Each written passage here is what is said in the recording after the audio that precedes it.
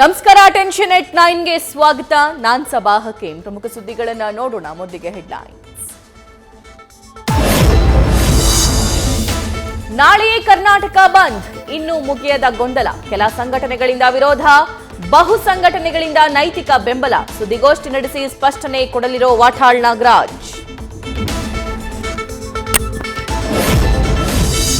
Honey trap ಆರೋಪದ ಬೆನ್ನಲ್ಲೇ high command ಭೇಟಿಗೂ ಸಜ್ಜಾದ ಸಚಿವ ಕೆಎನ್ ರಾಜಣ್ಣ. ಕಾನೂನು ಪ್ರಕ್ರಿಯೆಗಳ ಆರಂಭಕ್ಕೂ ಮುನ್ನವೇ ವರಿಷ್ಠರ ಜೊತೆ ಚರ್ಚೆಗೆ ಪ್ಲಾನ್. ರಾಜಣ್ಣ ದೆಹಲಿ ಟೂರ್ಗೆ ಆಪ್ತ ಸಚಿವರ ಸಾಥ್.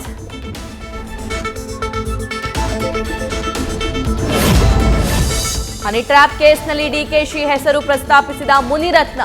ಈ ಬೆನ್ನಲ್ಲೇ ಪಕ್ಷಾತೀತವಾಗಿ ಸಭೆ ನಡೆಸೋದಕ್ಕೆ ನಿರ್ಧಾರ. ತಾರ್ಕಿಕ ಅಂತ್ಯಕ್ಕೆ ಪ್ರಕರಣ ಕೊಂಡೊಯ್ಯಲು ಪಣ. ಡಿಕೆ ಶಿವಕುಮಾರ್ ಸಿಎಂ ಕುರ್ಚಿ ಕನಸಿಗೆ ಹನಿ ಟ್ರ್ಯಾಪ್ ಪ್ರಕರಣ ಅಡ್ಡಿಯಾಗುವ ಆತಂಕ.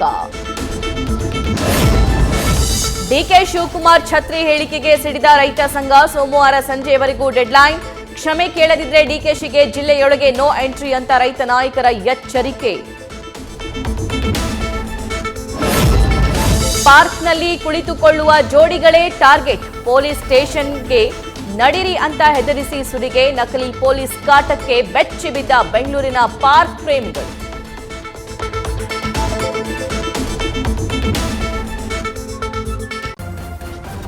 ನ್ಯೂಸ್ ಫಸ್ಟ್, ನಿರ್ಭೀತಿಯಿಂದ ನಿಮ್ಮ ಪರವಾಗಿ.